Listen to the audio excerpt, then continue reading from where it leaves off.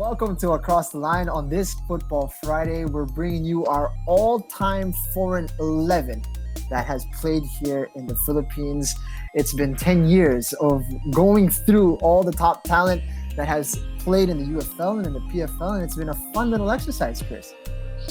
It's been brilliant to go back down memory lane and try to think about all of the players that have played on these shores, from the UFL days to the current PFL players. We've had so many good foreign players play on these shores. So going back, thinking of all the players that played for the likes of Pasagad and Pachanga and so some of these really formidable teams from back in the UFL days to, obviously the talent and the unbelievable quality that we now possess with the foreign players in the PFL, and try to concoct and put together this foreign 11, as we've dubbed it. I think it's really interesting.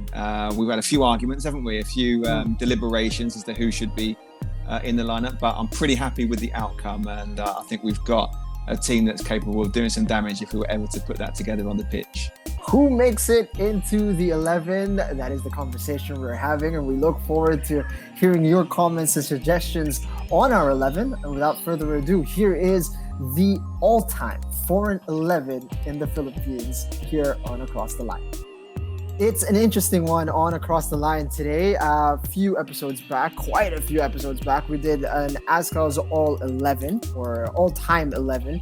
This time, it's time for us to do something that you've been wanting to do for quite some time, actually, Chris. And it is the ultimate starting 11 of foreign players that have played in the Philippines. Exactly what we're trying to do today. It's going to be pretty tough. I was trying to go back through some of the players that have played back in the UFL days and think about some of the starlets that we've had playing on these shores. And there's some old names I'm sure are going to pop up. I'm sure you've got your ideas. We haven't disclosed either of our teams yet.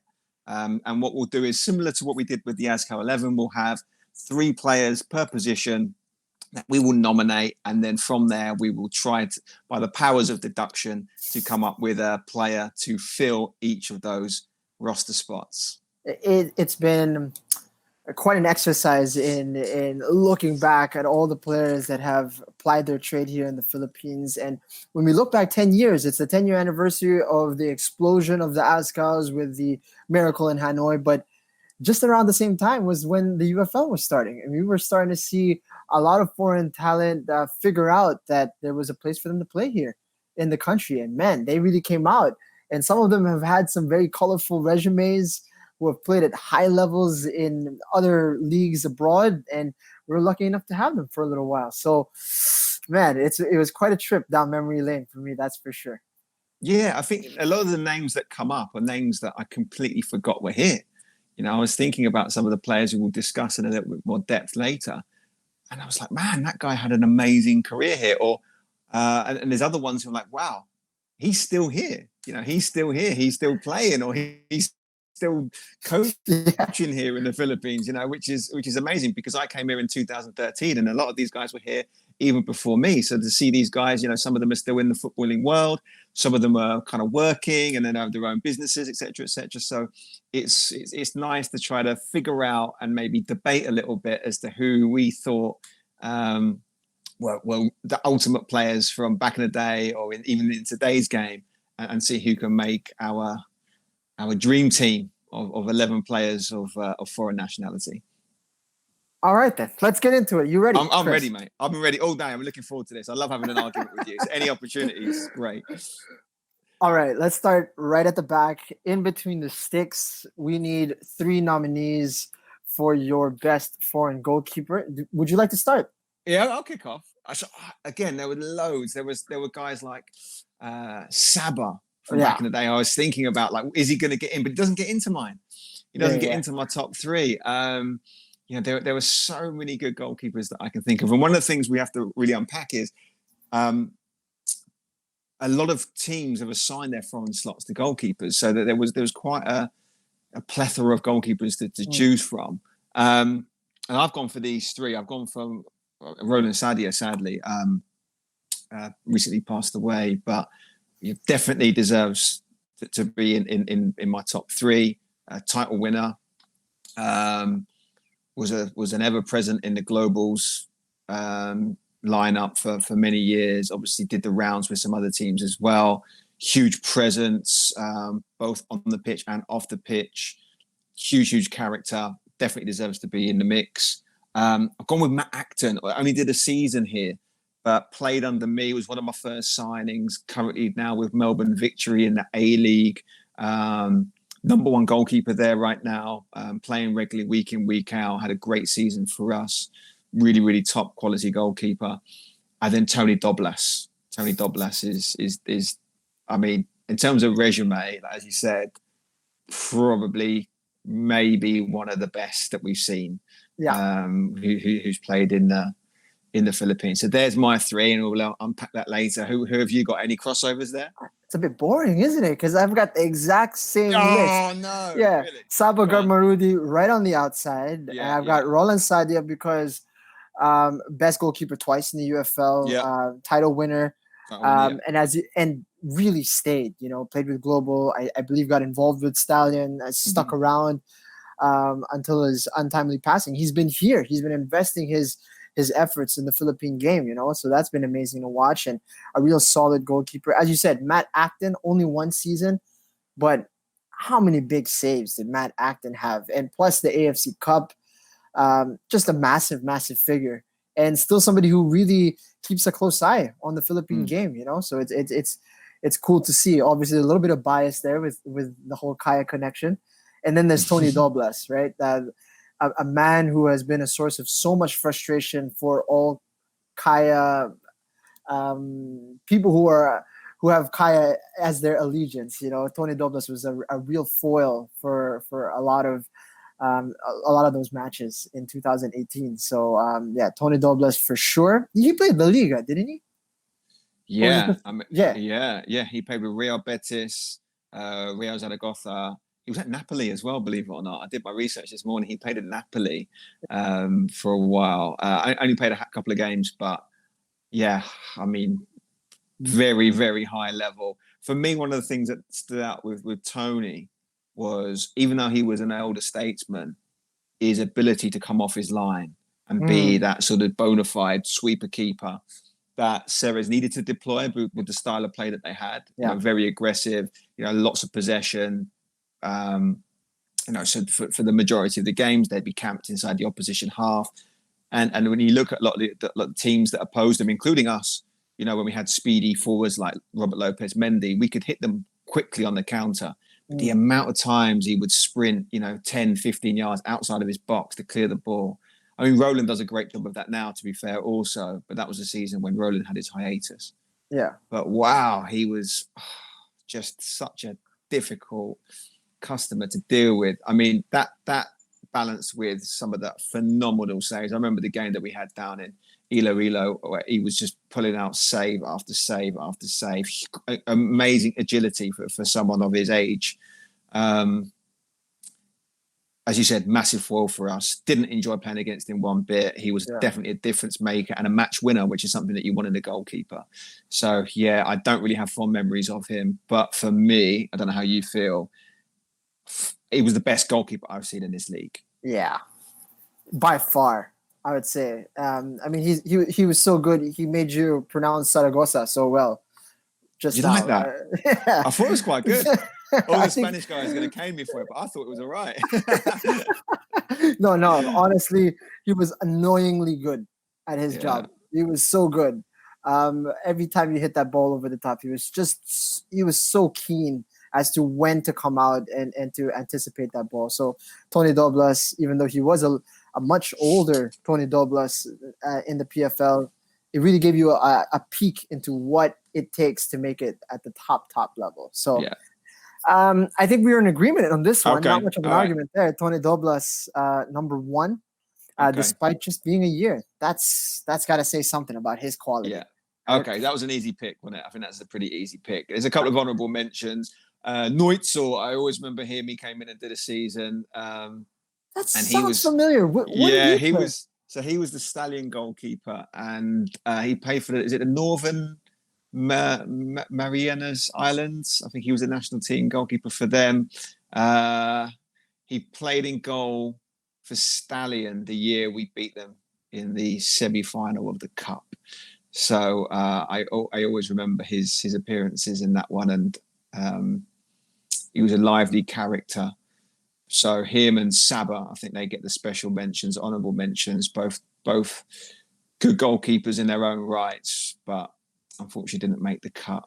So there was one more colourful gentleman from Pasargad, I believe he was the other one. What was his name? I remember him. He was the one who came out and broke Freddie's leg. I remember that one. And I remember the fact that he wore studs on turf, which for me typified just how crazy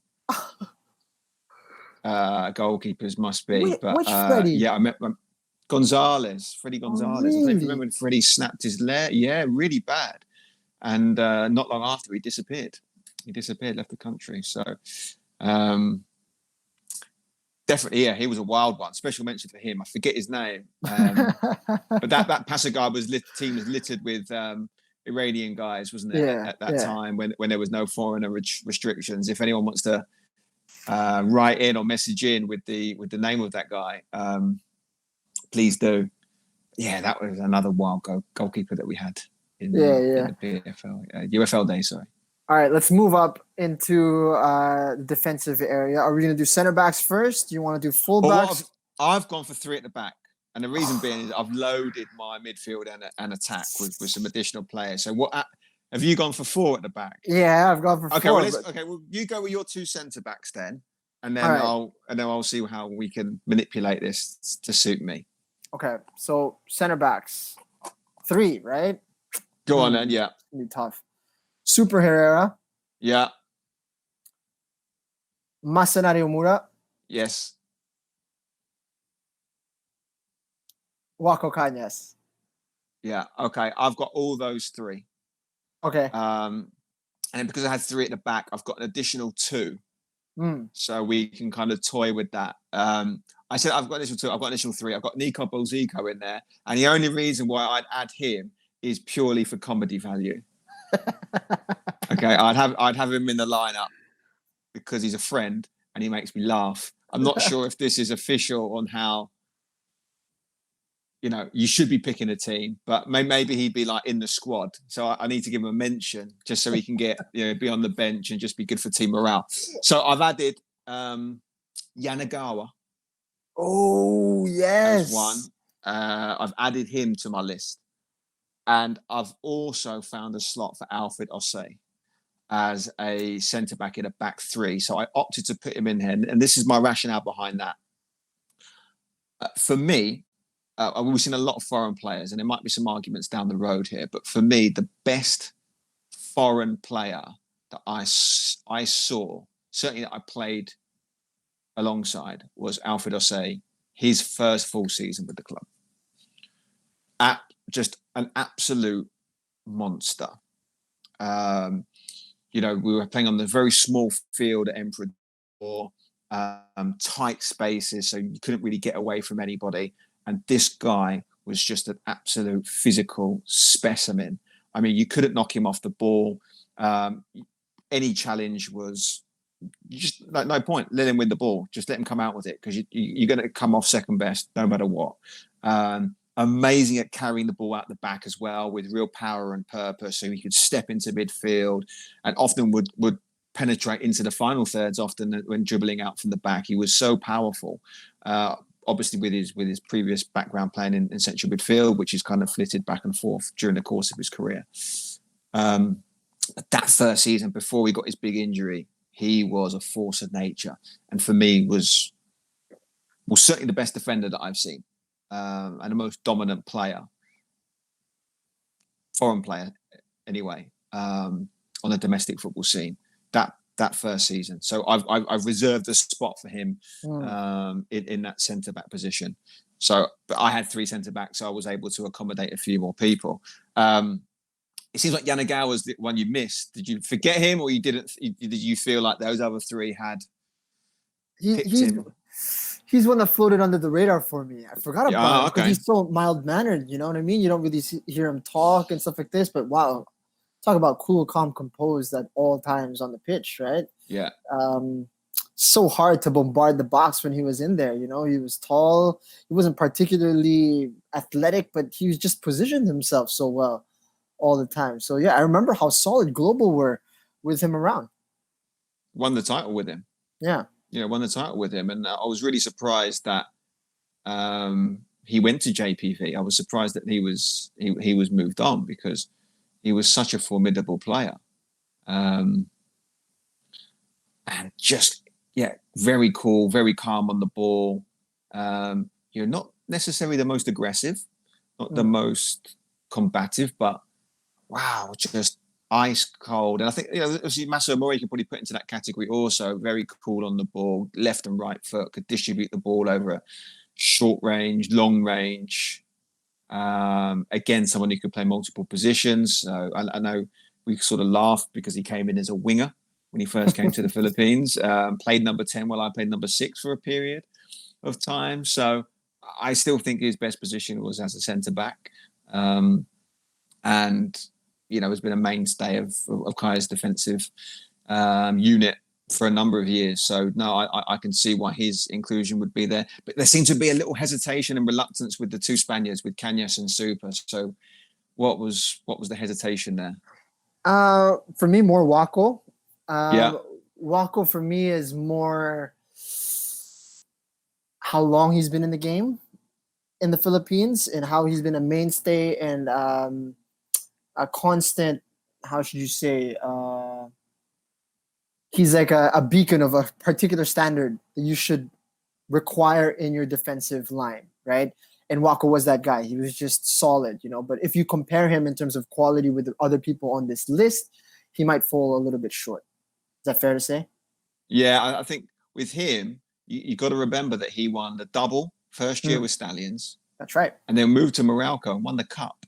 That's right. I think he won. There was a joke. I don't remember if you remember this tournament. There was like a charity cup or a preseason cup or something that he also won with Loyola, which was won by default when Global, I think, failed to show up for a game. And they end up winning this preseason cup. And Waka was like, I've won 4 trophies out of 4. Every trophy that I've gone into, I've won. And I was thinking, oh my gosh, this guy, like, what's he talking about? You can't be including preseason competitions, but I would agree with that. I think when he came over with Rufus Sanchez, elevated the standard and expectation of what a foreign player should be bringing to the team.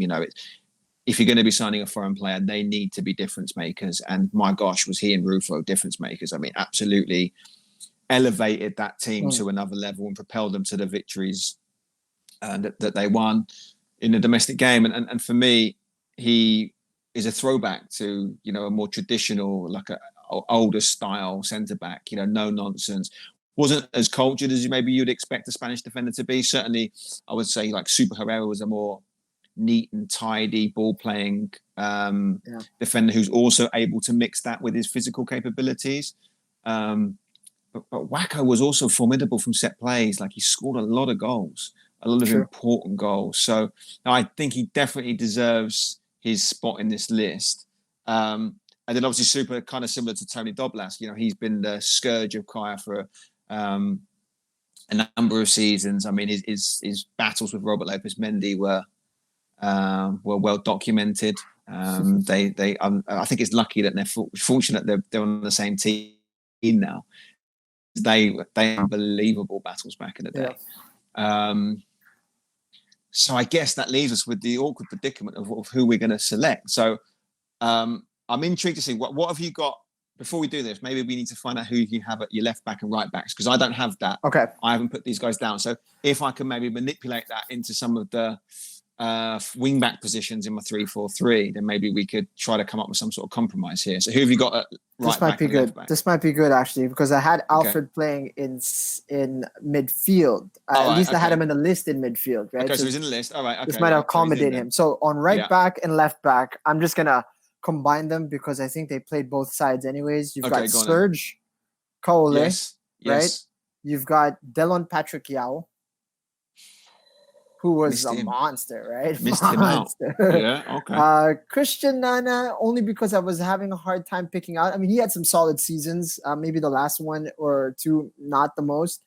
And then it was it's how do you is it Jorge Buchron? What's his name? Or George. I would call him George. George, yeah. Maybe in Spain he would be Jorge. Yeah, but Buchron, right? Man, Okay, that is all right. So solid, man. let's make this real simple then. Those names are in my wide midfield positions. Oh, okay. So let's pick 3 centre backs. All right. Let's pick 3 defenders, right? So I'll let you have the first dibs then, seeing as I chose Tony, which is a bit of a cop out. But if we could pick 3, given the fact that those names are going to be available for the left and right midfield role in the 3-4-3, who would your 3 centre backs be? All right. Are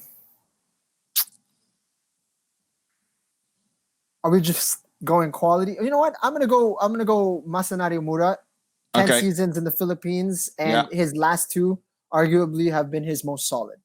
Okay. Ridiculous level of consistency, cool, calm, collected, and just a level of professionalism that you could count on and sets a standard for the entire team. Okay. There you go. Me, Masa. Right. That's 1. Okay, that's 1. I want the other 2. Super. As much as I have been frustrated having him on the opposite side, super, as you mentioned, athletic, tidy, on the ball as well, which is, I think, underrated in his capabilities. Good at set pieces as well. Fiery character to have. You know who wasn't mentioned earlier was Milan Nikolic.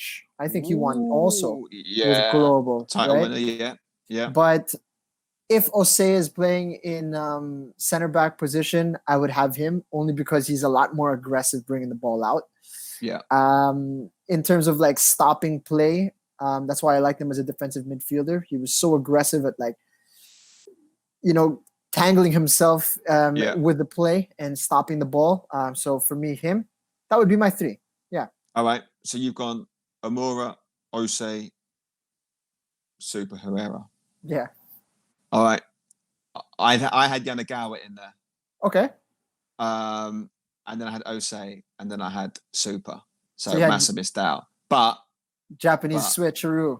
Yeah, just because I felt like we could have 2 big units either side of Freddie, just for that aerial capability. Maybe when you see some of the other selections, you'll understand why I need a little bit more brute force. But I can live with Massa, obviously, being in that pick. So we'll go with that. We'll go with Amora. We'll go with Osei, and then we'll go with Super Herrera. So we'll go with them as a back 3. All right. Okay. All right. So that means we can kind of transition nicely into our midfield line, right? So let's start with our right and left midfield. So we've established we're going to play a 3-4-3, right? And this way we can accommodate more strikers. So better, because we've got quite a few of those. So you said Serge Coeli, you said Nana Christian, and you said George Buchron, which are all in my list also. The ones that I've got down here as additions: Orman Okanaya. Ooh, I forgot about Orman. Right, which I think is a good addition, especially on that left-hand side. Great energy, can get up and down the pitch, versatile, technician, excellent delivery on crosses. I think he would be. I think he'd be one to add to the list for sure. Then on the other side, I've got 2 Korean players. I've got Yan Chan Son, who played at Ceres, also as a central midfield player, also as a right back. But I think as a natural position, he probably is a full. A wing back would probably be his primary position. Obviously left and went to Tampines Rovers, now playing in Canada. But I think he would be one who could add into the mist. And the last one is someone who's completely under the radar, which is Park Yi-young. And I don't know if you remember Park. Park was at Socceroo for a season or 2.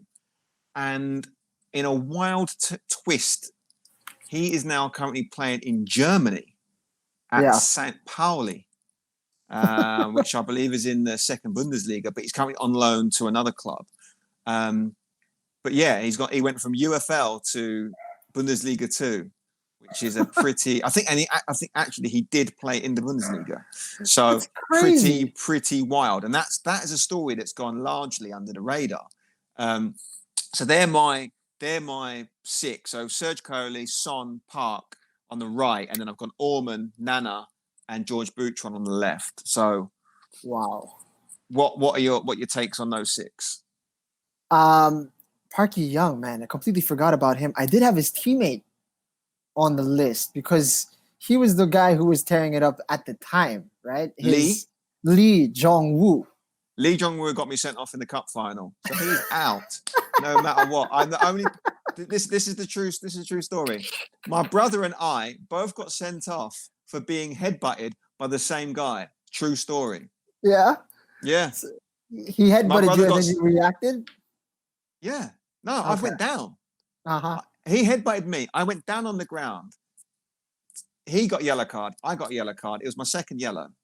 First yellow was for pulling down Bienve, who dived. So I was sent off. You sent off for flopping? I don't know why I got sent off. Ask Ariel Montana, my best friend. But anyway, that's a long. Yeah, we're sort of digressing. So, but anyway, he's off the list, so you can scratch him off straight away.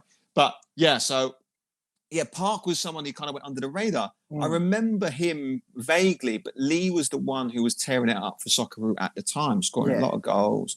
For those who don't remember, at that time, there was a lot of Korean and Japanese students that were coming and living in the Philippines for a while. And invariably, connections were made between clubs, various clubs, not just Socceroo, but they were the one at the time who picked up these two players. And they turned Socceroo from this also-ran to this real free-flowing attacking team that also contained Diego Barrera at the time. And Diego is actually one of the other guys in my list. But they were really... I remember we played them the day after the Clear Dream match, and we won 5-4. I don't know if Ali remembered it. Ali came back from a really long layoff injury-wise, and we won it 5-4. I scored a free kick in like real late in the game to win it. And I was like, wow, they're just relentless going forward. At the back, awful. Absolutely horrific. That is some really bad defenders. And I think Tommy Trigas was in goal at the time for them. But Thomas Trigas, do you remember? Tommy Trigo. Trigo. Tommy yeah. Trigo, So Tommy Trigo, yeah. So, wow. That was a really good team, and Park obviously came to prominence within that group. But I would never have pinned him for someone who'd play at that level. Yeah. We didn't see that one. That wasn't on the cards. Not at that time, anyway. No. But then Son obviously went and played for Tampines Rovers. I don't know if you know this story, but Louis Clark actually got the deal there, but didn't pass the medical, and the next player they picked up was Son. So he was the next foreigner in line on their shopping list. But had Louis passed the medical, then Son would never have gone. But another one, multi-faceted utility guy, played a different position, unbelievable energy, up and down the pitch. Again, super neat and tidy on the ball, great facilitator, great player. Absolutely. One of those reliable individuals that any star-studded team, you need a guy like Son in your lineup, because you know he's going to be 7, 8 out of 10 every week. And I was glad to see the back of him, to be honest, when he left to go to Singapore, because he was a difficult customer. So these positions that we're filling right now, they need to be somewhat defensive as well, because Son was more of a up and down kind of guy, right? Yeah. Because Louis Clark could play out on the wing. Oh, but he's not defending, is he? Yeah. So, I mean, there's absolutely no defending going on with Louis exactly. Clark, so there has to be some defending capabilities here. We're on our front line here. So we've got to have a little bit of defensive capabilities. And that's obviously ties in quite nicely with having Serge Coyoli in there, who's the guy who you mentioned, because in terms of 1v1 defender, no one's getting past him. Yeah. No one's getting past Serge. Yeah, it's not something you savor, having him as a matchup on your flank. That's a tough one. So I think you were definitely right to have him in your list. So, I mean, let's maybe start with the right then. We'll nail this down, because we've got Serge Coyoli, Son Yang-chan, and then Park Yi-young as the three options on the right. Who's your pick? Son? Sorry, who was it again? Son, Park and... Serge Coyoli. Oh, Surge. I think I'm gonna go with Surge, man. Yeah, same. I'll go with Serge. Serge Stallion. Yeah. Yeah. I mean, that his first couple of seasons at Stallion. Wow, unbelievable. I mean, he played well at Global, won the title with Global. But I think when he first burst onto the scene with Stallion, wow.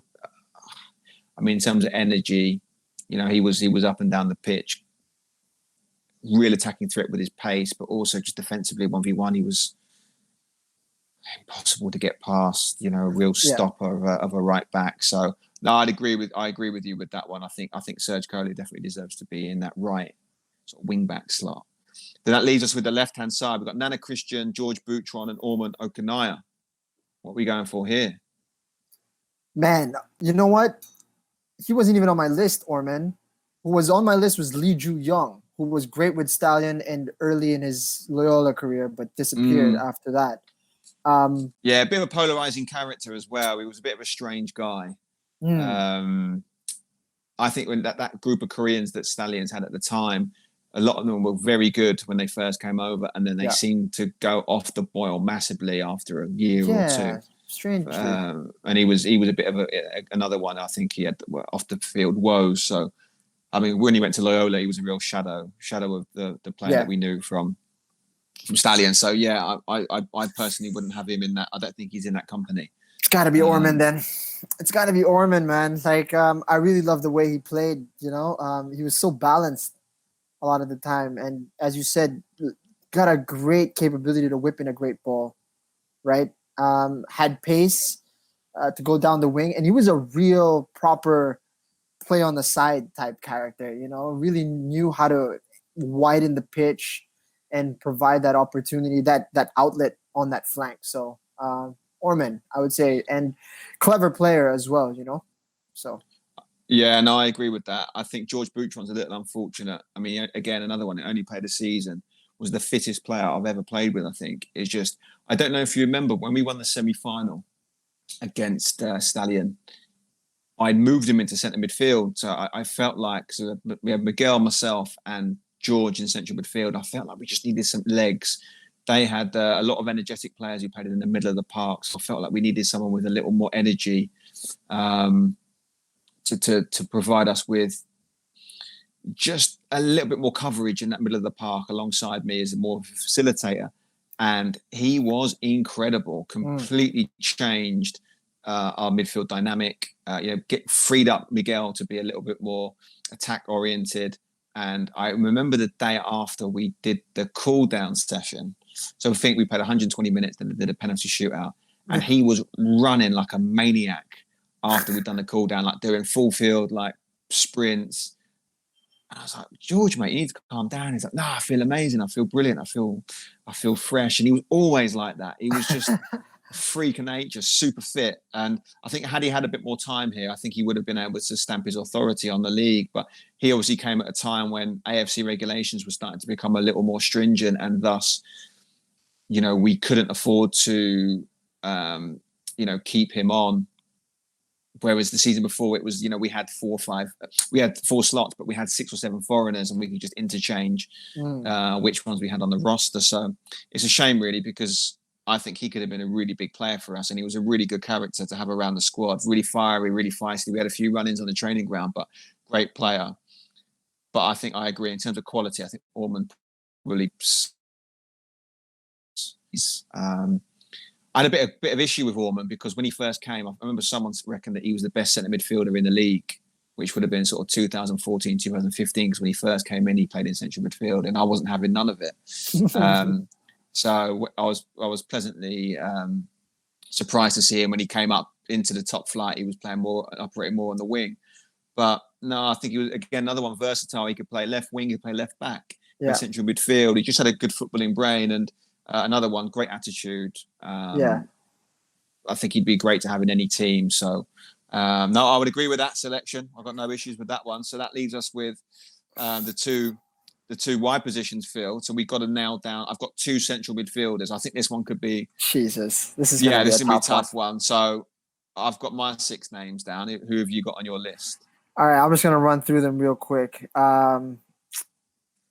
Yu Hoshide. Yeah. I had Alfred in there, so he's off that list. Okay, so he's asked. Yeah. Hamed Hajimari, Yeah, I'll go Hamid. right? Yeah. He's got to be Yeah. on that. I've got Hamid. Yeah.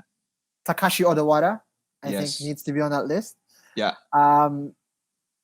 Guy who had a couple pretty damn good seasons with Pachanga, Davide Cortina.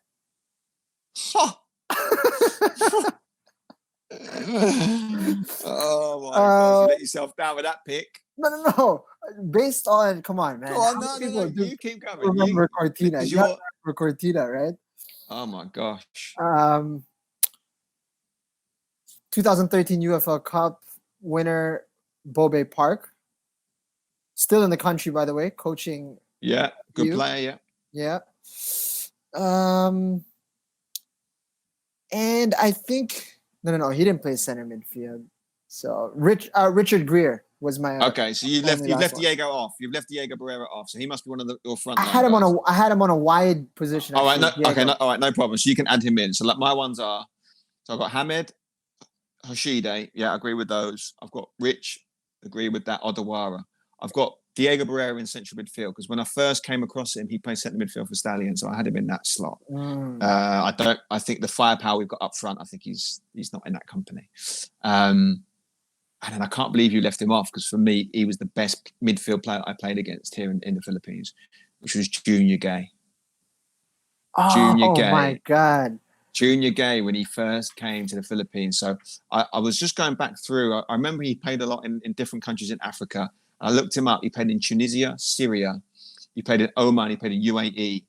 And when he came to the Philippines, he was just a different beast. Just a completely different beast to anything I'd seen before. Because obviously he's a big guy. He's probably 6'1", 6'2", but a big frame as well. So he was just, and on that picture, McKinley, you couldn't get any body on him. He was just, he just position himself. He just prop you off the ball, use his body weight well, shield it, little touch away from pressure, but he could hit the ball over range on a dime. Left foot, right foot. He could hit it with a bit of fade. He could whip a ball in behind the back line. He had everything. He was so cultured. And he was nothing like any other midfield player that I played against in this league. Obviously, I played alongside Rich Greer again and fell victim to injuries. I think prior to his injury, in terms of defensive midfield players, was the best I played alongside here in the Philippines. Again, excellent vision, read the game extremely well, was much better defensively than people gave him credit for, was a great sort of interceptor of and breaker up of plays. So I think he definitely deserves a mention. You was someone who I will play against, and he played at about 10 mile an hour, hardly moved, but would dictate the tempo of a game at 45 years old, however old he was when I played against him. Just oozed class. Like he was just a step ahead of everyone else. He didn't have to do too much to influence the game, and I really respected that. The only thing I would say with him is I would love to have seen him probably even just 4 or 5 years earlier, because I think I sort of came towards the back end of his career, and I felt he could be overrun a little bit. When he played for JPV, he sort of surrounded himself with players that could do a lot of the running for him. Absolutely, it was on my list, and something was real class. Odawara has got a really interesting background. So I was talking to Massa about him, and he came with very little fanfare. So a lot of these other guys came in and had big pedigree. So if like you, for example, played loads of different countries across the globe. Massa had played at a really good university level and then played again in Australia, different countries. Odawara came in with no pedigree at all. Unheralded from his time in Japan, didn't play at the highest level, and really cultivated his game when he came to the Philippines. So before too long, he was one of the best foreign players in the league. Adept at playing centre-back, effective as a makeshift striker, but I think his most natural position is central midfield. I think with him, he's someone who went from being an unheralded player in an average JPV team to being an absolute star player in, a double winning series team, which just goes to show how much development he'd have. He's had over such a short period of time. And Incredible player. Incredible player. Definitely deserves to be on this list. Incredible player, man. And played sevens in last year. I mean, before he was picked up by Ceres, he was playing in the Sevens Football League. And, just like absolutely schooling these people without getting himself involved in any physical contact, really. He was basically playing, trying to keep his body safe from any injury and just schooling these guys on TV. And then eventually when he made it over to Ceres, it's like, all right, is he going to be able to adapt to all of these stars? No problem. Picks it up right off the bat. Just a real joy to watch, watching him pick up the ball from the goalkeeper and then spray 40, 50-yard pass without any hesitation, without any extra backlift or anything like that. Just easy. The game was so easy for him, to watch him play and go to Tokyo, have the whole experience. Yeah, what an experience that must have been for him. Wild. So he's definitely, as you said, grown over the last 2 years and has become one of my favorite players to watch, hands down. Takashi Odawara. So for that, I would say pretty safely. Should we put him in the list? I mean, he's... All right, I have him. I mean, we've got, for the attacking midfielder spot, we've got Diego Barrera, who you've obviously said you might have him in one of the attacking positions, so we can add him in later on in that list. And then Hamed. I mean, one thing about Hamed that would always surprise me was the fact that even in a crowded penalty box, he would just emerge with the ball. He'd, based on his futsal background, he was just able to manipulate his way out of very tight spaces, and then just bang, all of a sudden he's in front of the goal and he'd score. So for me, he was one of those guys that, especially that sort of Pachanga team of the early sort of 2013-14 season, early UFL days, he was the sort of the pin-up boy for that team, and they were a very, very good side. And another one who stayed here in the Philippines to live his life here. So I definitely think he deserves his name to be on this list and be mentioned with these other players. Infuriating character to play against, but super nice guy off the pitch. Yeah. And he's definitely deserved to be in the mix. Definitely. When you say polarizing, his teammates also, they want to get the ball off him. They want him to pass the ball. Sometimes he doesn't like to do that as often, but a player that perhaps you take for granted, he's been here for like almost a decade. Yeah. He's just been a constant, and when Mendiola came to the picture in the PFL, he was there, and you can see he's still scoring goals, still able to contribute to the game. So yeah, Hamed, definitely a fun character to have around. Honorable mentions, perhaps, on that Pachanga team that you mentioned. You had Super Cheyenne, right? How do you say his name? Jafar Destiny. Yeah. It was a difficult one to say. Yeah. Reza, the guy with the left. Right? Wow. That guy, if his knee wasn't messed up, man, that guy could play. Reza. He had an absolute sledgehammer left foot. Yeah. Those are the trio, right? The Iranian trio, those three. So amazing group of players that they were able to put together, and the entertainment value of that Pachanga side, playing a high line, taking Loyola all the way to the edge in that 2013 UFL Cup final. That Pachanga side of Coach Noel Mercaida, by the way. That was quite a side. Definitely a formidable one. So those guys need to be mentioned, but it's going to be quite difficult to pinpoint who you want in that attacking slot. Is it Diego? Is it... Takashi, I think more of a defensive, right? So would you like Diego, Hamed? I think those are the two that we're choosing from, or is it not? I'm going to go Junior Gay in there. For me, he was the best player that I played against in the league in central midfield. I think if you're going to go three up top, you might need to have someone who can have the capability to do both. I think also having someone like Takashi in the lineup means in an emergency, he can go and plug a gap. So again, this is a mythical team. Yeah. So we're not actually going to play him. But I feel as though the combination of a Junior Gay and Odawara would complement each other quite well. I think physically as well, that is a formidable pairing. Yeah. Both strapping guys, both not afraid to tackle, but both have offensive flair and, very good technicians.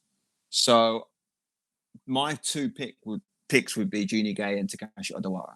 All right. I'm all right with that. That works with You me. happy with that? Yeah, you're gonna stick. Yeah, okay, cool. Well, So yeah, that's because it. Junior Gay perhaps is the one that I didn't get, wasn't on my radar as much. How have you forgotten about him?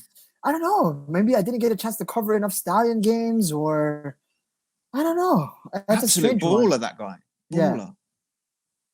strange one that I missed out on him. Yeah. Okay. I feel it's so strange that you is missing out on this list. How many titles does he have? Transformation of, I mean, Global was basically pinned around his capability as a midfielder.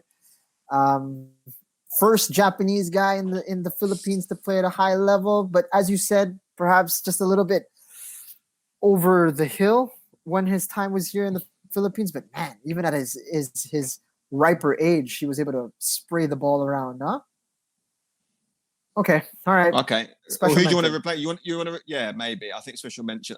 Me personally, I would say Odawara is at his peak in the Philippines is At the moment, but better than at peak Hashide in the day. That's from what I have observed. So if you want to change that, that's up to you. Seeing as he's involved with the club, and you might get some pelters if you don't include him. Is that what it absolutely is? not even under my consideration. Okay. Yeah. I for me that would be my pick. So if you were to change it, we can leave that one with an asterisk and maybe revisit that at the end of the Okay. end All of right. this We'll leave that conversation. one because the fun part's coming up.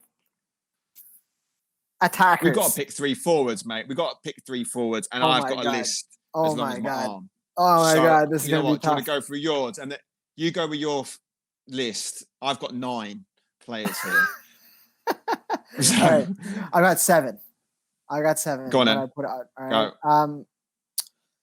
Let's start off with the obvious, right? Bienvenido Marañón. Let's start off with the obvious. Most goals scored in the AFC Cup, has been tremendous for Ceres over the course of the last 5-7 years. I don't know how long he's been here now, but how many trophies have they put together? And such a strange skill set. You know what I mean? Like killer instinct off the charts. He doesn't move sometimes to get into the spots that he needs. Just clever. Shoot outside the box, inside the box as a poacher. He heads the ball. How many headed goals does he have? He doesn't even leave the ground. Ridiculous. Just football IQ off the charts. Clinical. Bienvenido's got to be on our list. Yes? Yeah, 100%. Yeah, absolutely. Nailed on. I think you summarized it perfectly. The only thing for me I would add to that is I would say he's the most intelligent player to come onto these shores. Mm. You know, just like you mentioned there, his footballing IQ. He doesn't seem to move. He just adopts these positions and he sort of just ghosts in there.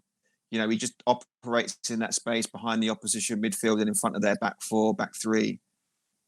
And all of a sudden he's in this pocket of space on the half term and he's dribbling at you.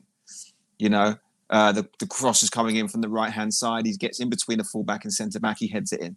Yeah. He's 5'0". You know, so his anticipation, his awareness, his ability to adopt these very difficult positions to pick up. For me, he's the most intelligent player that I've seen, and allied with his finishing capabilities. I mean, clinical.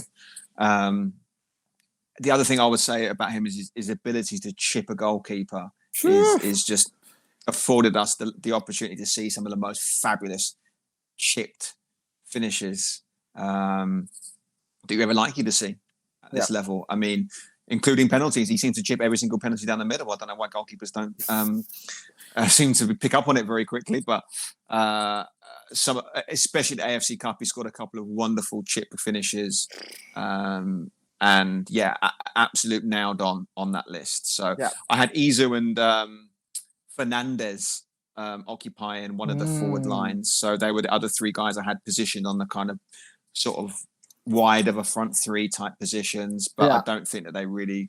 Izu obviously came at a time when the league was in its infancy and was a real hot shot back in the day. And then obviously as time wore on, his influence wasn't as prominent as it was when he first started out. If we made this list in 2015, nailed on. Izu El Habib on that list, But it's 2020 and it's been a while. Of real high profile. Yeah. It's been a while. So I think unfortunately he misses out. And then for his incredible goal scoring record, Fernandez did a great job with Ceres. But I just feel as though, when you're looking at Bienve and his return on goals, and the level of consistency that he's done it, plus his all-round game is, I would say, better than Fernandez. I would have him. I would have him in the list for sure. Right. Do you remember Milad had one season, but it was a spectacular season with Global. They won. Begandom. Begandom, man. That guy was a killer too, huh? But only one season. Just somebody to spark some memories. But okay, so Bienve, obvious. Yeah. Obviously, we got to mention Rufo Sanchez, perhaps honorable mention. Had an incredible. So I've got 3 on that. Yeah, I've got the 3 on the central striker position. So I've got Rufo Sanchez, Mendy, and Jordan Minter as my sort of strikers. So do you want to start? So I'll cut you off there with Rufo, but Rufo, go ahead. Well, what an impact he had, right? When Stallion won the double in 2013, Rufo was central to everything they did, right? It was just an absolute killer. So Rufo Sanchez was equivalent to goals and excitement, and you were always excited to see what Rufo was going to come up with. So he was an absolute killer, but then, he got dragged into a transfer battle, which dragged out and it became ugly. And then by the time we saw him again, he was part of a global side, and it wasn't the same Rufo anymore. It wasn't the same global. So I feel like we got robbed of Rufo Sanchez a little bit, So unfortunate that one bright season that he had, which was spectacular, wasn't really followed up with anything that we can remember too much. So I think he misses out, Rufo Sanchez, for me. What do you think? Oh, okay. Yeah. I mean, I would say, again, what we said with Wacko is true what we said about Rufo, in terms of he elevated the level of expectancy for what a foreign striker should bring to the table. You've got to be a goal a game. That was really what it was. You got to be averaging a goal a game in this type of league. And he delivered, and some. So, I think he obviously went off and played in Southeast Asia, different countries, but the best seasons that he had were here with Stallion in the UFL. And it was a privilege to watch him, because I think at his peak, he was a top level striker. So I would have him in there for sure on the list, but maybe I think we're talking about Jordan Minter and Robert Lopez Mendy in competition. I think they just had in terms of body of work, they did it for a longer, more sustained period of time. Robert Lopez Mendy, 2018, that was a thing of beauty. That season was unbelievable. And to watch what he had to overcome to achieve that 2018 season makes it even more spectacular. A drought that lasted almost a year, that he turned around because of an assist from Jordan Minta in Bacolod that ended the streak, and then he got a hat trick the very next game against Davao, and then he never looked back. And it was just goal after goal after goal. Unfortunately, Jordan Minta had gotten hurt that season, but winning the Copa Paulino Alcantara, scoring the amount of goals that he did in the manner that he did it, he was just in a zone that 2018 where he could not score. You know what I mean? Every game, it was like Robert Lopez Mendy is going to find a chance. And when he did, he could score in a multitude of ways, right? He could score with his header with a head inside the box. He could shoot from outside the box. He could muscle his way through on his own. He could do a little bit of everything. And talk about an engine on a player, right? Robert Lopez Mendy, spectacular. And obviously that lined him up for a transfer to Ceres, and he's continued pretty much where he left off, even though he had a little bit of a stopover in Malaysia that didn't quite pan out. He got injured there, came back to the Philippines, and just picked up where he left off. So I think Robert Lopez Mendy ahead of Jordan Minta, I think, in this one, only because of that 2018 season was just off the charts, and it resulted in a trophy as well. I've got Robert Lopez Mendy.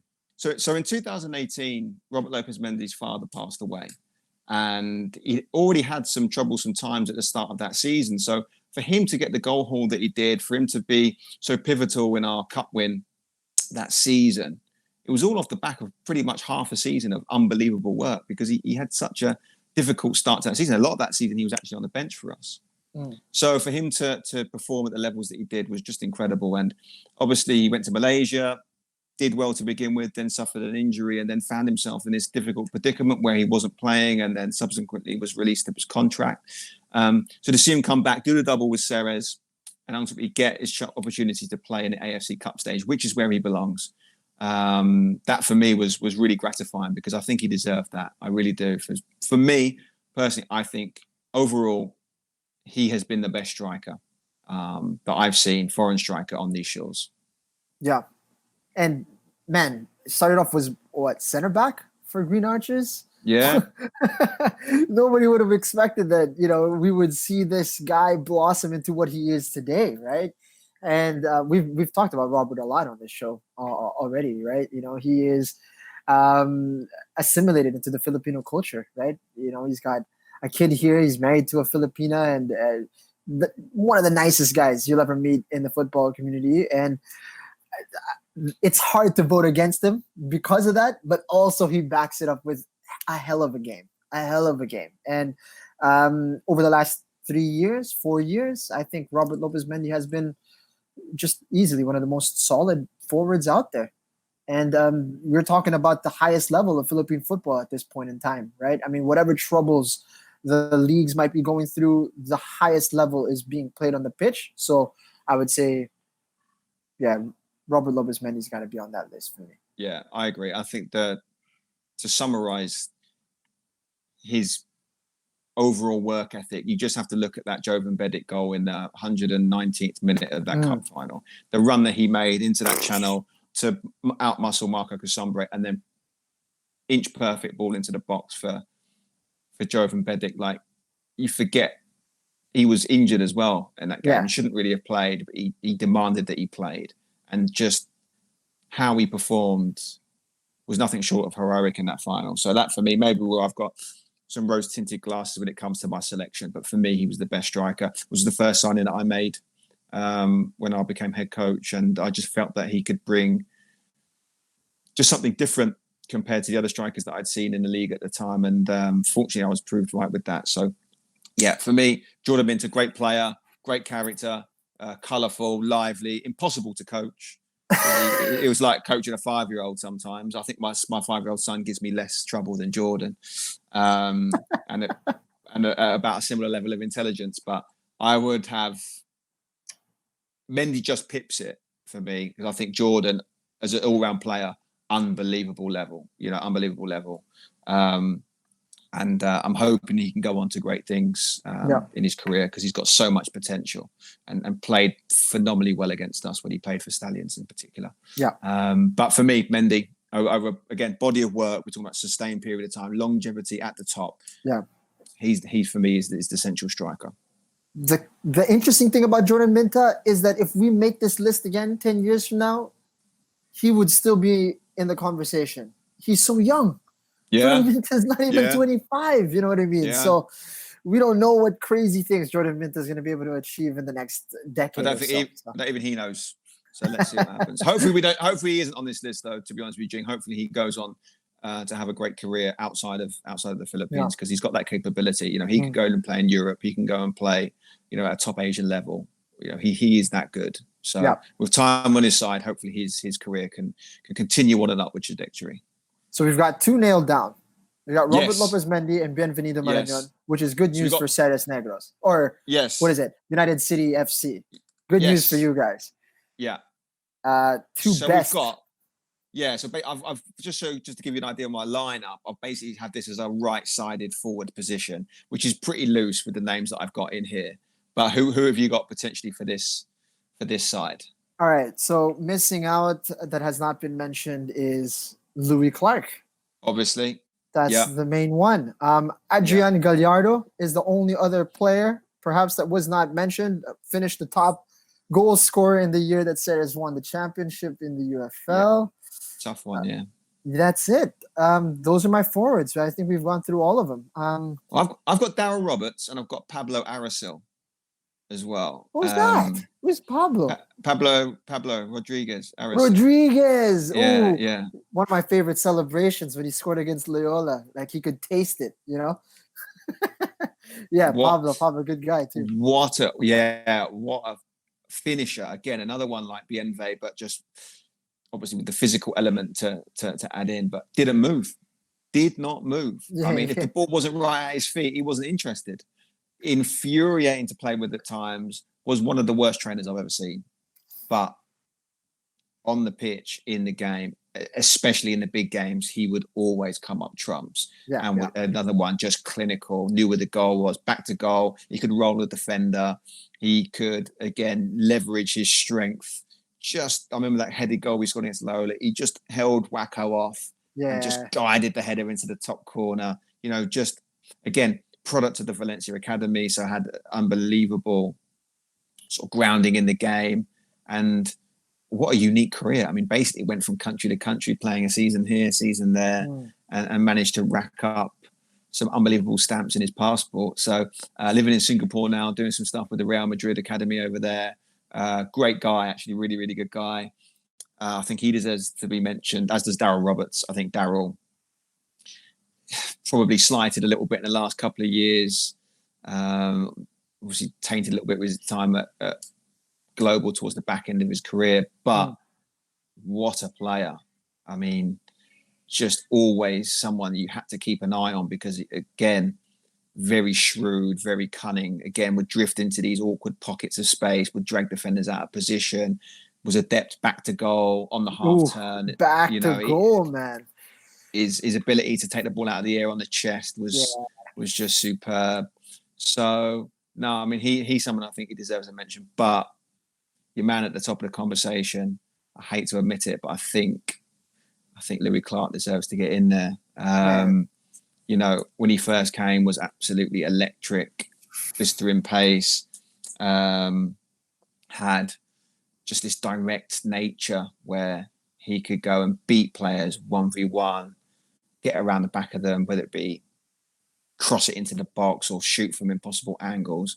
Just for me was that first year, he was so direct and so clinical.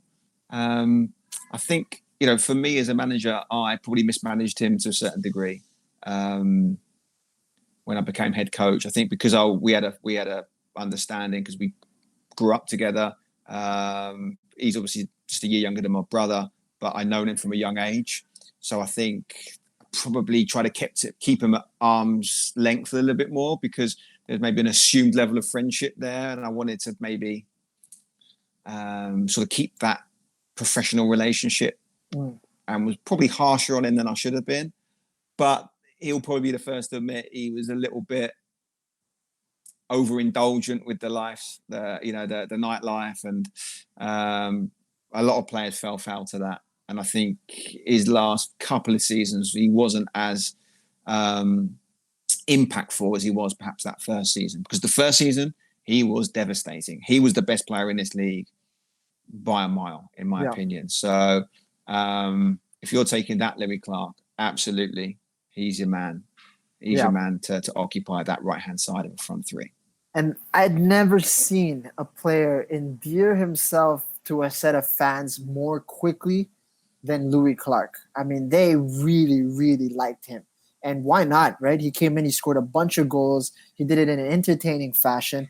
And he was a fiery character. You know what I mean? Like, if there was a fight on the pitch, he's the first person to be out there sprinting 40 yards to get involved in the tussle, you know? So if you're supporting a team, you're like, that's our guy.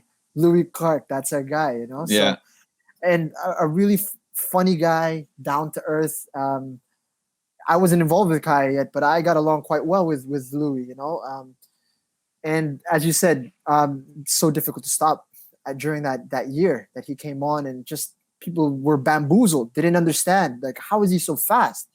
How is he so clinical in front of goal? I mean, there were so many big goals that he scored, you know? But as you said, at the tail end of his career with Kaya, perhaps didn't get on the pitch that often, was hurt a lot more. Yeah. And when he did get on, it wasn't the same Louis Clark that everybody had grown to anticipate. But man, that was the star that really shone brightly. That 1.5 years or 2 years that Louis Clark was able to showcase his talent. I like Louis. I would like him to be on the right side of this attack. That would be incredible, especially when you have people who can pull the strings like Odawara out there in midfield. This, somebody who could drag an opponent out wide. You could have Bienve drop into the pocket, and it's going to be all kinds of problems for defenses. It looks like a good team, Chris.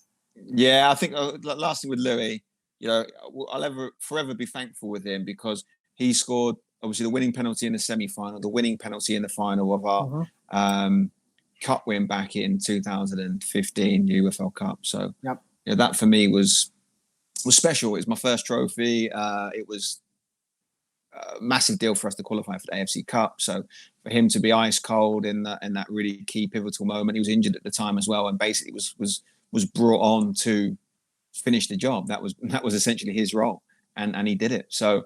I'll forever be thankful for him for that because he was able to deliver in that key moment when we really needed him the most. So I think he's deserving. I totally agree. I think looking at that lineup, I think we got some good players there, mate. I'm happy with it. It's not too far off. I think we're in agreement. I think I'd love to hear if anyone else has their opinion, but if I'm to go through this is the lineup that we've agreed on. I think we've got one more you need to confirm, but we've got Tony Doblas in goal. Okay. We've got Masa Amura. We've got Alfred Osai, and we've got Super Herrera. That's our back line. Serge Coyote on the right. Orman Okanaya on the left. Junior Gay and Takashi Odawara in centre midfield. If you want to add in Hashida, you can.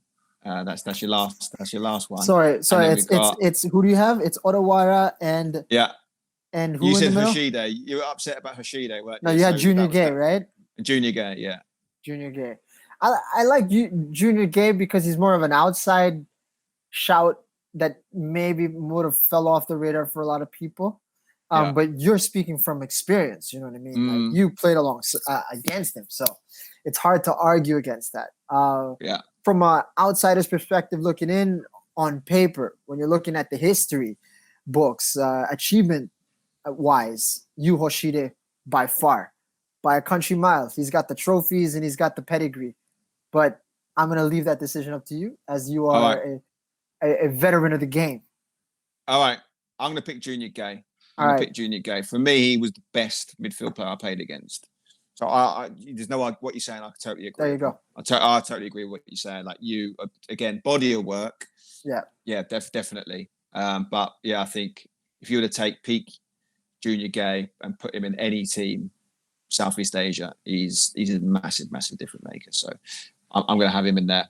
And I would like to keep Takashi Odawara. I think he's, and again, if it was him versus you, that's another good matchup, those two. But again, Odawara now with his multiple titles with Ceres, I think he just pips it. So that leaves us with the front three, and we've got Bienve, Robert Lopez, Mendy, and Louis Clark, which I wouldn't fancy lining up against that front three. Pick your poison with them three. Do you know what I mean? It's a formidable front lineup. So, that's it. That's our 11. I don't know if you, during the course of this, have thought of anyone else you would like to add, or if you've missed anyone out, anyone been unfortunate, or Paulie. Are you happy with that? Paulie had some good ones. What's his name? Carlo? Yeah, Paulie. But probably not on the list. But yeah, just thought I'd throw him out there. But other than that, I think we covered all the individuals that need to be mentioned. You know, who would be coaching this side? So what we're saying is it's got to be a foreign coach. It's got to be a foreign coach, right? Well, Risto would be the obvious choice, wouldn't it? Yeah. Maybe we get Yu Hoshide to coach it then. Since there's quite a few Japanese boys in there, and then we get him. Player coach. He loved the player coach role. So maybe we have him as the coach then. Yeah, I like that. Yeah. Maybe that's one way we can shoehorn him into this group with Nico Bolzico, our bench man, to keep the entertainment value right up there, and maybe get some fans in. But what would you reckon? Is that team winning the UFL? or Oh PFL? man, What do you think? that's a tough one. That's a tough one. Yeah, yeah. Yeah, I'd say yeah. that's a pretty solid team, man. It's It's a tough to pretty good play team, against mate. that one. It's a pretty good team, mate. Yeah, Pretty it's definitely good going to be a team. matchup for any title contender, that's for sure. Yeah, I like it, mate. I like it. Oh, mate, that's been fun. I've enjoyed that. I've enjoyed Yeah, that. I think it's funny how, like you said, we both of us had to rack our brains to try to figure out who would be in this list. But actually, barring one or two who sort of snuck past us, the majority of the superstar players still are still etched in our memory. So that's quite nice. yeah. And it's nice to see that some of the guys, like I said, right at the beginning, some of them are still here plying their trade. Some of them moved on to bigger and better things. Some of them, this was their peak and were unable to find that level again. But yeah, I'm happy with this lineup, G. I'm happy with this 11. I think, we get really caught up in trying to figure out where the next homegrown talent, where is the Filipino talent going to emerge in the leagues that sometimes we take for granted. The foreign players that we have here and that we've been blessed with, there's been so much to enjoy in terms of the quality that they bring, and they're all on their own journeys, just Takashi guy, and 100% deserves to be on this. I think we gotta treasure the foreign talent that we have here on our soil as well, and we hope you guys enjoyed this little walk down memory lane. If you guys have any suggestions or feel as if there needs to be a little bit of editing done on this list, and we definitely love to hear your thoughts on the conversation. Who's in your all-time 11? We'd love to know. Hit us up on Facebook, Twitter, or Instagram with your suggestions. And if you enjoyed this episode, please do subscribe on our YouTube, Spotify, and on Apple Podcasts. This is our all-time foreign 11 in the Philippines. Any last words, Chris? That's it, mate. We'd love to hear some of the fans' perspectives.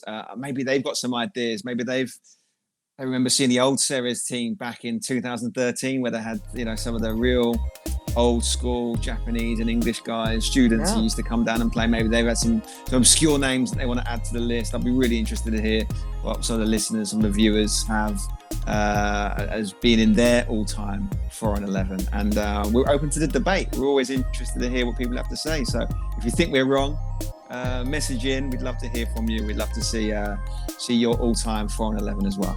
We look forward to hearing from you. But that's it for us on this Football Friday.